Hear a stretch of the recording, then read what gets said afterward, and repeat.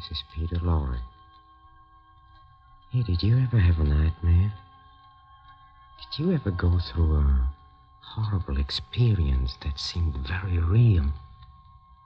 Yes, sometimes reality and unreality seem as one, and you're not so sure anymore. Like the fellow tonight in a mystery playhouse.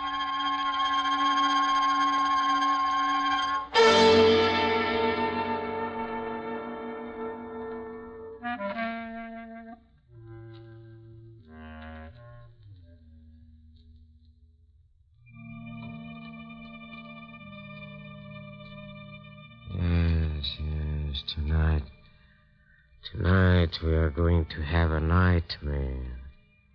That is, we are going to hear about somebody else, which is almost as bad.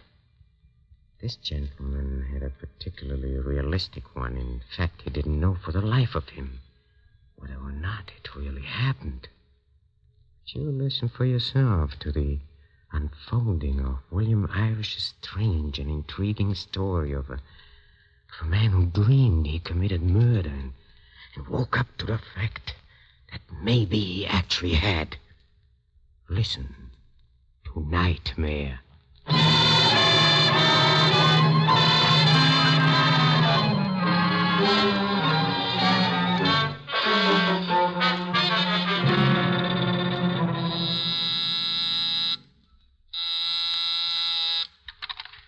Dodge, Homicide Division. Cliff, this is Vince.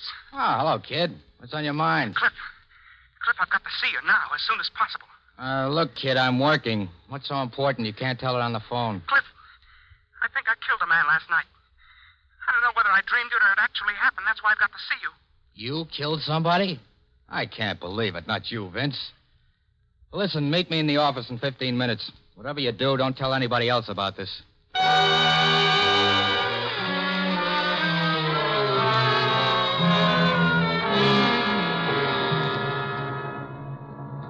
Go ahead, Vince. Tell me some more about this dream of yours. Well, after that, Cliff, all I remember is the white face. The face of a woman. Beautiful, but false somehow. You see, we were in a room with nothing but doors. 8 doors, frame to frame, with no wall space between. Well, I opened one of the doors, and suddenly someone rushed at me. We struggled, and he forced me to the floor. As we fought, he said to the woman, "Hand me that knife." Well, I raised my hand to defend myself, and suddenly I felt the handle of something. I realized the woman had put the knife into my hand by mistake. And then Then you stabbed him. Yeah. Then I stabbed him. Well, after that, the woman disappeared, and I felt I had to hide the body. Well, behind one of the 8 doors, there was a closet. I propped the body inside, and I locked the door. Then I went out of the house. It's horrible. I can't get it out of my mind. But what makes you think any of this actually happened? It's an unpleasant dream, sure, but it's not unusual. Lots of people dream they killed someone. But when you dream, do you wake up with big scratches on your wrist like this one? What are you asking me to believe? You got up in your sleep and you killed somebody? A scratch on your wrist proves nothing. I admit that, but then when I got out of bed this morning, I found this button. Now, wait a minute. You're not going to tell me that button came off in your hand while you were wrestling with that guy in the dream. That's the way it happened. That I refuse to believe. It came off your shirt. I could never afford pearl buttons. You know that. Not real pearl. Now, listen to me, Vince. I don't want to hear any more of this. If I weren't your brother-in-law, I'd lock you up and call a psychiatrist. How do you think all this makes me feel? Cliff, if it wasn't for the key, I could forget the whole thing. Key? What key? I suppose it's something else from your dream. Now, stop it, Vince. I don't want to hear any more. That's right. Go ahead. Get sore. But no matter how angry you get, it doesn't destroy the reality of this key. Look at it. You never see a key like this these days. It's fretted, it's full of scroll work made of brass, old-fashioned, but nevertheless real. And in the dream, if it was a dream, that's the key I used to lock the body in the closet. What's there left to think? Only this. There's somewhere there's a door that this key belongs to. And behind that door, there's a dead man, and I don't know where. My Lord, I don't know where. Or who he is, nor how and why it happened. Now, look, kid. It's just one of those cockeyed dreams that happen to people, that's all. Well, if it'll make you feel any better, you can go in the teletype room and watch the reports, Vince.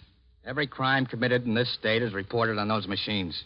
Maybe you can identify yourself with some criminal and get this thing off your chest. I'll join you later.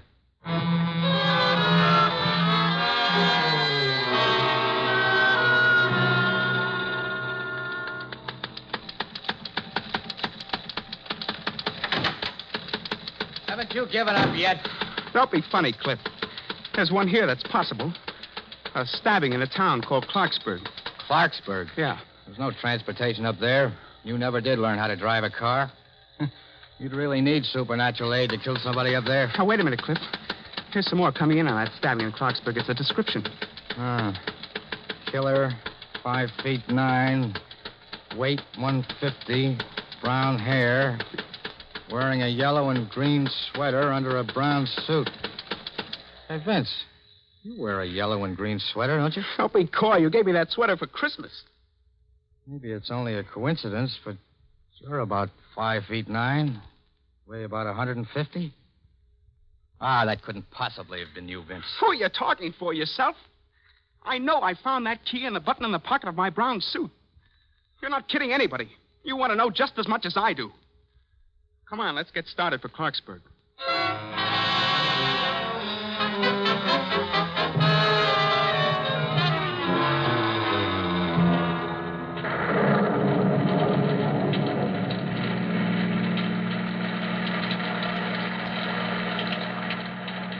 That lousy rain must be a cloudburst. I can't see a thing. This windshield wiper's broken. Cliff, do you know where we are? We've been lost for the past 5 minutes. I don't even remember how we got on this road. Well, I'm going to roll down the window. Getting wet's better than crashing into something. Hey, Cliff. Yeah? Take the next road to the left. That'll get us to Clarksburg. How do you know it'll get us to Clarksburg? I thought you said you'd never been out this way before. Well, I don't know how I know. All of a sudden, everything looks familiar to me, as if I'd been over this same road before. I just know you've got to turn left at the next road.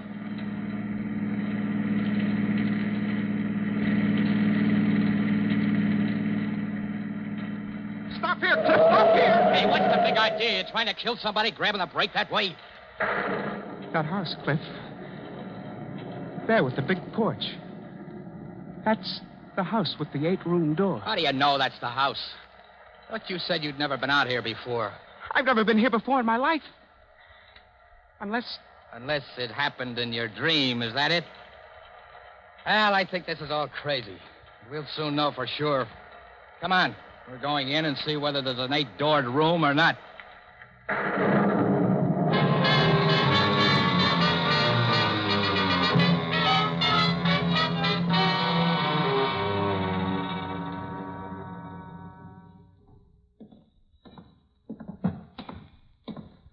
Funny, the front door wasn't locked, Cliff. Never mind that. How do you know the 8-doored room is upstairs? I just know, that's all. Cliff, I think it's this room right here. This is it. This is the place, all right. Count them. 1, 2, 3, 4, 5. 8 doors. Where's that key? It's right here in my pocket. Now, you'll have to get it out. I can't. My hands are all wet, perspiration. Stop acting like a baby. You're sweating all over. There's the key. Now, which door? That one, I think.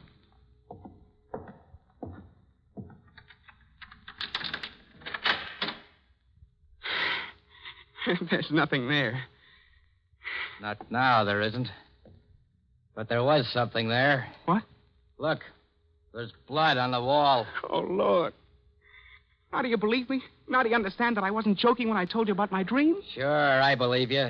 I believe you dreamed you killed somebody and stuffed them in the closet there. I believe you never saw this place before. That you intuitively knew which road to take and which house to come to. What do you take me for, a dope? I wasn't lying to you, Cliff. Honest, I wasn't lying. You came to me for help, didn't you? But you didn't have guts enough to come clean to say, Cliff, I went out to a place last night and killed a guy for such and such a reason. No, you cook up a dream trying to take advantage of me because I'm married to your sister. No, Cliff. Abusing my gullibility because I like you. Making a fool out of me. Cliff, I wasn't lying to you. Everything happened just as I told you it did. How I happen to know this house was here, I don't remember. You've got to believe me, Shut up. Cliff. The dream's over now and baby's awake. You're going to start all over from scratch, you and me. I'm going to get the facts out of you. Please, Cliff, let go of my shoulder. You're hurting me. What were you doing here last night? I never was here before. I never saw it until I came here with you. Don't lie. Every time you lie, you're going to get something like this. Please, Cliff, I'm half crazy already without you beating me. Who was the guy you did it to? What was his name? I tell you, I don't know. I don't know. Are you going to answer me, Vince? I can't. You're asking me things I can't answer. Who was the guy? Why did you kill him? I've handled close-mouthed guys before. You're going to tell me if I have to slap it out of you. Right in this spot where you killed somebody else. Cliff, please don't hit me again. What was that? It sounded like a door slam. Then there's somebody else in this house. Which door did we come in? I don't know. One of the 8. All right, you guys, I've got you covered. Back up against that door there. One false move and I'll drop you.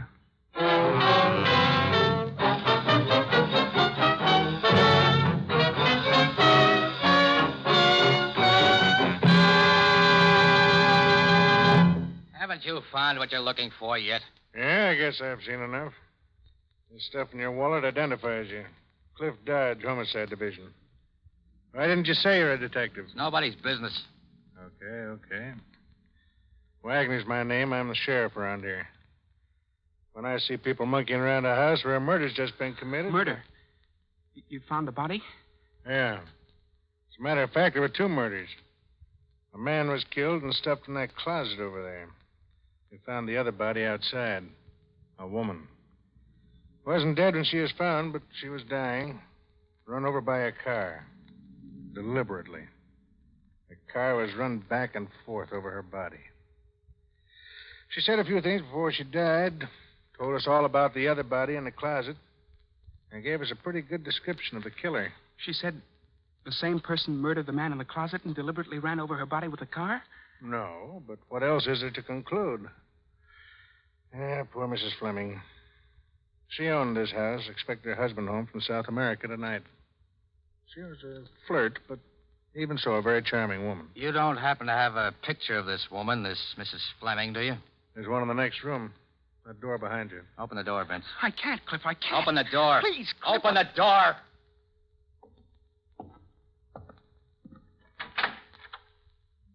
That's her, that big picture on the left. Pretty, wasn't she? Cliff, that's her.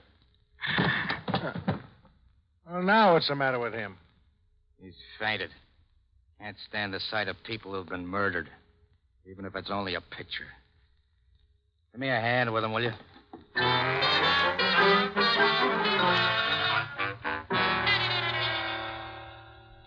There. Now, do you feel any better, kid? Yeah, I feel all right. Cliff, that picture, it was the same woman. The woman from the dream. Also, the woman who was run over and over with an automobile. But I can't drive, Cliff. You know I can't drive. Yeah, if it hadn't been for that, I'd have turned you over to Wagner for murder. Did the sheriff leave? Yeah, he left. But I still don't believe that stuff about a dream. Are you sure you didn't leave something out, some small detail? No. I told you everything, Cliff. I was tired. I went to bed early. I fell asleep. That is right after Mr. Berg closed my door. Berg? You didn't mention any Mr. Berg before. Well, he moved into our rooming house about a month ago. Why did he come into your room? Well, the lights went on a blink. I remember he was carrying a candle. How was Berg holding that candle? Well, the flame was right in front of his eyes. I remember staring at it. I was very tired, Cliff. I don't remember everything. And Berg, he said you were very tired, didn't he? Yeah. Yeah, now that you mention it, he did say that. Good. Now, have you ever seen this picture? No. No, but the man looks familiar. Say, that looks like Berg. I never saw him so well dressed, but that's Berg, all right. I found this picture in this room. Here? In this room? You found Berg's... What are you driving at? Sense, reason, logic, sanity. The man you identify as Berg also happens to be Mr. Fleming, the husband of the woman who was killed last night. Berg is Fleming and Fleming is Berg? Now, I'm really going out of my mind. It's simple to a flatfoot. I figured that Fleming pretended he went to South America. He took a room in your rooming house under the name of Berg. And tonight he's pretending to return from South America. At least Wagner said he's expected. And last night Fleming came back here and murdered his wife? But who killed the other one? The man? You did. But you didn't know you were doing it. Oh, I did kill someone after all. I am a murderer. I still don't understand how it happened. All right, kid, relax. Because we're going to find out tonight. Find out? Right. Now, if Fleming comes home, as his wife expected him to do, you're going to be waiting in this room for him. Waiting with a gun. That won't do any good, It Cliff. might after you've learned a few answers. Now, I'm going to tell you exactly what to say to Fleming, word for word. You might not understand, but you're going to memorize the things I tell you to say word for word. Memorize? Yeah, because your life depends on it. Cliff, you're not going to leave me here alone, are you, Cliff? There'll be nothing I can do to help you, kid. If everything goes right, you'll come out of this scot-free. If anything goes wrong, that's the end. Now, Fleming will probably come up those stairs at the far end of the hall. So you'd better stand over here. The first thing to remember, let him speak first.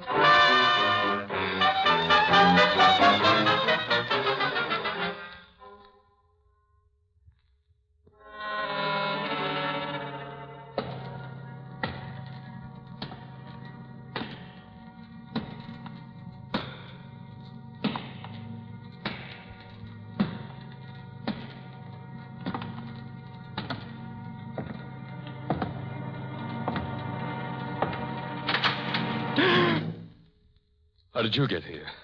You showed me the way, didn't you? You remembered coming here? You're lying. Who brought you here? Who came with you? Just this gun. That's impossible. You had the look, the typical look. Why did you do everything you were told to do? I wanted to see where it was all leading. I thought there might be some good in it for me later. You purposely pretended?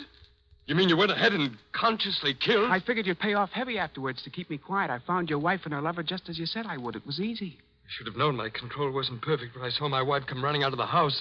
She saw my car, came toward me. I waited, then gave it the gas. I killed the man, and you killed your wife. You wanted them both dead, didn't you? Yes, but I didn't want to have to kill her myself. I loved her, but I hated her. She said I was too old for her. That's what I wanted to hear. What? That's it, to hear you convict yourself. What did you... I was lying to you. Your control was perfect. You hypnotized me easily. I guess I've got a weak will or something. Well, then what did you... I was lying to you. I was hypnotized, all right. I happened to see your picture here in the house. I recognized you as Berg. And now I can't clear myself before the law ever. And you're going to pay for doing that to me now. Now, wait a minute. Don't do that. Don't shoot. Now, look. Here, I have a watch. See it? Solid gold inset with diamonds and rubies. It's worth $20,000. It's yours if you'll let me go. Stop dangling it that way. What are you trying to do? Now, listen to me. Give me another minute. A minute by the watch. Stay where you are. Now, don't move. You don't want to shoot, do you, my friend? You wouldn't want to smash this beautiful, lustrous watch? A golden, shining little timepiece? You can't take your eyes from it, can you? Please, don't. Take it away. Shining in my eyes. But you love it. You're fascinated by it, aren't you? And now you're tired. You're very tired.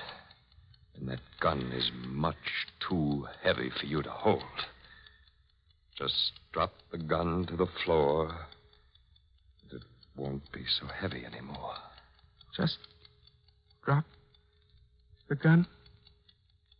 Drop gun. My control is perfect. Here, take this notebook and this pencil. Take notebook, pencil. Right as I dictate. I am wanted for the murder of 2 people at the Fleming house. I wanted to murder 2 people, Fleming house. They are bound to get me, so I take this way out. They are bound to get me. Take way out. Sign your name. There. Now give me the notebook and the pencil. Now pick up your gun again. Hurry. That's it. Now put the barrel of the gun in your mouth. Put the barrel of the gun in your mouth. Good. Now pull the trigger. Pull the trigger.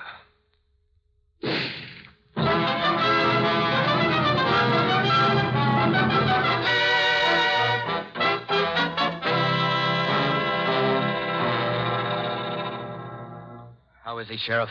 He's dead. We just made it in time. I didn't think he'd try anything like that. Vince. Vince. Come out of it, boy. I'm all right. It's just that everything's hazy. Fleming really threw a trance on you. You were just going to blow your own head off when I plugged Fleming. Had to. Only way I could break the spell in time to save you. You shot Fleming? Cliff, did I do it all right? Did I do everything you told me to do all right? Perfect. I had a hunch it was hypnosis the minute you told me about the candle. But how was I going to prove it? Only by having you come up against Fleming. That's why I left you here. Wagner and I were in the basement with a dictaphone. We put a microphone in the ventilator. I didn't want to make you nervous. That's why I didn't tell you about it. Then I'm free? I won't be tried for murder? Not around here, you won't. I'm sheriff here. This crime is solved. Oh, thank heaven for that. I don't think I could go through a court trial. One nightmare in a lifetime is enough.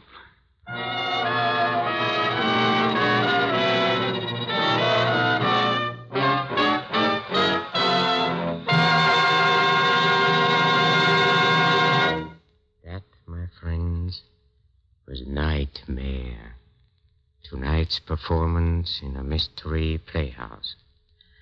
And now, for heaven's sake, let's get off that nightmare. Let's walk down to the green room, huh? For a gander at what sweetness and light is in store for you next time. Always sweet, always light. You know it. Our players are rehearsing there, so follow me, please. Come. Come, come.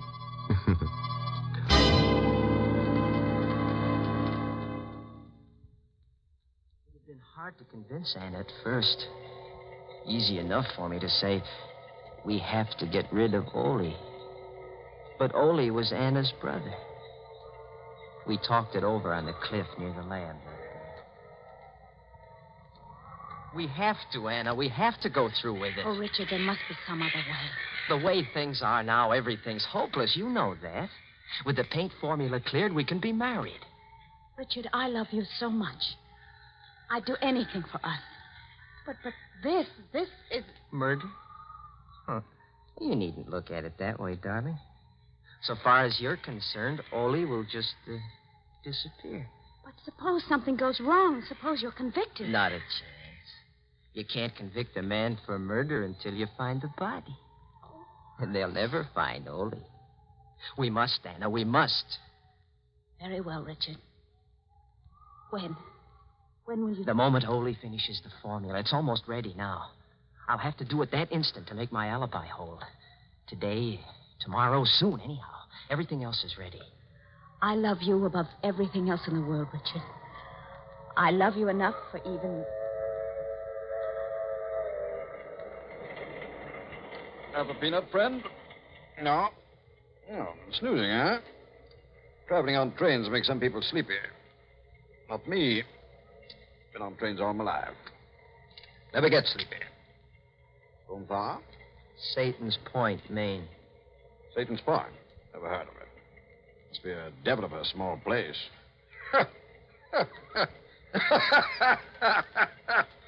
What I said. Satan's Point. Devil of a small place. Good, huh? Have a peanut? Devil of a place. Devil of a place. Devil of a place. A devil of a place it was that day. We went over every detail again and again until our story was perfect. A lot depended on the story we constructed. A lot depended on telling it well. I told it well. To the police in Maine and to the alienists in Boston. I started the story with the morning of October 11th in Ole's laboratory by the sea. Hold on. This is my last mixture. It will be ready in a few minutes, and I want your eyes to be well rested. Think you've got it this time, Ole? No, there's no longer any doubt. When these pigments are mixed, I will paint a square board. It will look like a dirty green to my eyes. And to mine? To yours, and those of millions of others who are colorblind. Red. Red that you have only imagined till now. Red of the rose, red of a sunset, red of fire, red of blood. I put the blindfold on. I could sense Ole's tenseness. He'd worked 15 years to make this moment arrive. Richard, from all I can see, a miracle is about to take place. But I confess to one great fear. What's that, Ole? I'm not afraid the formula is wrong. I'm afraid for you. For me? Yes. I I have to warn you, Richard. I don't know. No one knows what mental reaction takes place when a person who's never seen color before suddenly does. You mean that I could be affected? You could be. You see, red excites even normal people. It vibrates in the brain. With you. Let's have a look, Ole. Now, Richard, when you take the blindfold off, look straight ahead of you. The board is right before your eyes. Look, Richard. When you do, start talking right away. I want your immediate reaction. Okay, here goes. Look. See, Richard. Look, it's red. Look. Say something. Talk, Richard, talk. Say something I couldn't. It's hard enough to recall the little that I do. I was staring straight ahead of me at a square board. Nothing happened for a brief instant. And then I caught my breath sharply. My eyes dried. They burned. I closed them, but the patch of exquisite color seared my brain. A single hot, flashing stab of pain pierced my head. And then I felt a surging power, a physical power grip me. Talk. And Ole's voice reached me, jabbed at me. My whole being seemed to focus on his voice. I had to choke it off. I dazedly recall reaching for him across something and finding his throat. And then nothing more. Nothing but the breaking of glass and a sensation of violent action. Motion and action that lasted long after the voice stopped.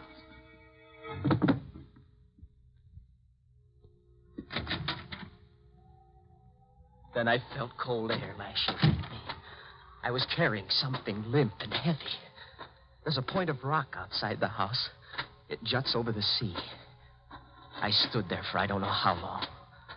The first clear thing I recall is identifying Anna's voice coming toward me. Richard! Richard! Darling, what are you doing? Richard! Your hands. Blood. Something died in me. I sagged to the ground, moaning. Anna, I'm afraid. I'm afraid.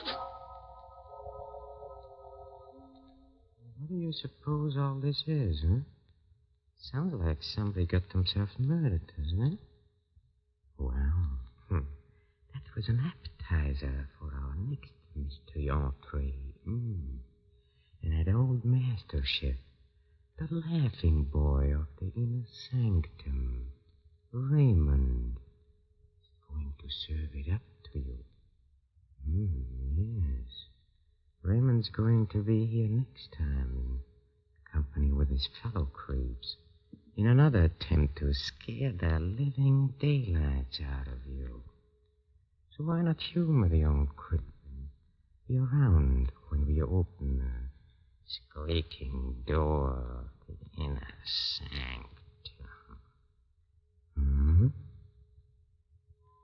This is Peter Lorre closing the doors of the Mystery Playhouse. Good night. Sleep tight.